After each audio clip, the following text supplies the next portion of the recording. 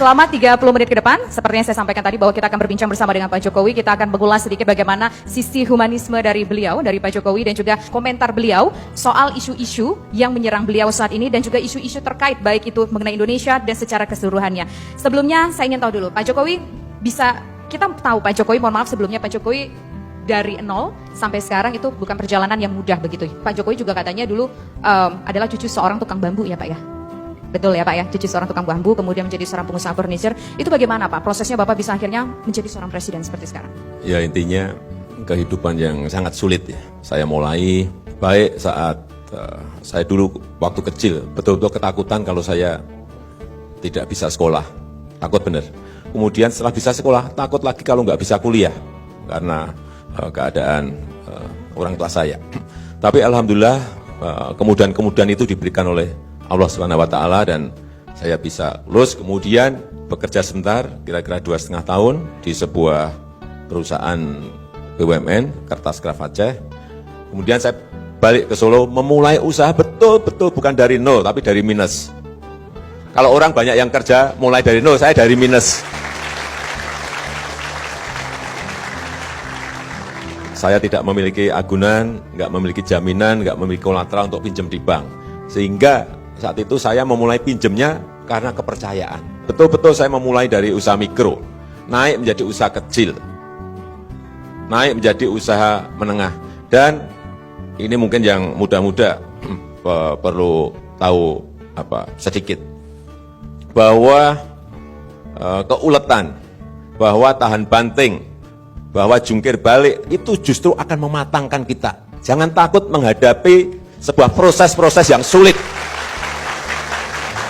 Semakin itu sering kita hadapi, semakin akan matang kita, semakin akan kita nantinya apabila ada gelombang besar datang, kita akan tetap tegak berdiri kokoh karena memang kita sudah terlatih dengan kesulitan-kesulitan.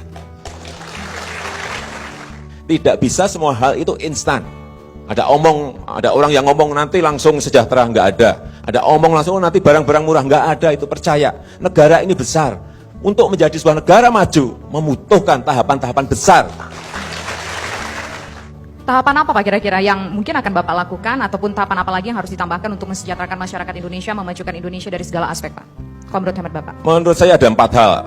Pertama jadi infrastruktur, kedua pembangunan sumber daya manusia, ketiga reformasi struktural, yang keempat teknologi dan inovasi anak-anak muda kita. Dan disinilah diharapkan muncul ya, dari generasi muda di sini semua diharapkan ya inovasi dan teknologi itu akan muncul begitu ya Pak Jokowi ya. Sekarang saya lihat sudah mulai kita menuju ke teknologi inovasi. Nggak apa-apa, paralel dengan apa yang dikerjakan oleh negara.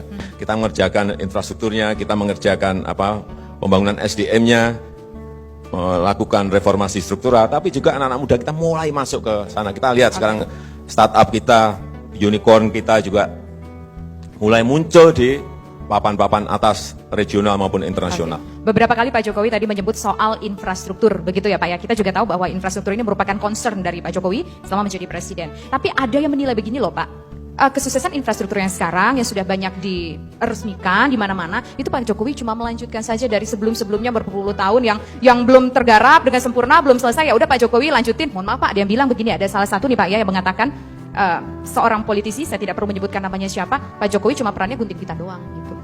Ya nggak apa-apa kan, ada yang ngomong seperti itu.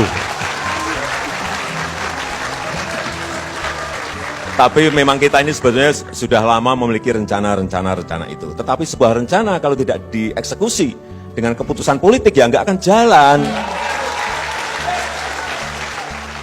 Kita berikan contoh saja, contoh MRT. Itu sudah direncanakan sejak tahun 1995-96 sudah direncanakan. Tapi kalau tidak dieksekusi ya mana bisa barangnya jadi. Jalan tol antara pucuk barat Jawa sampai pucuk timur Jawa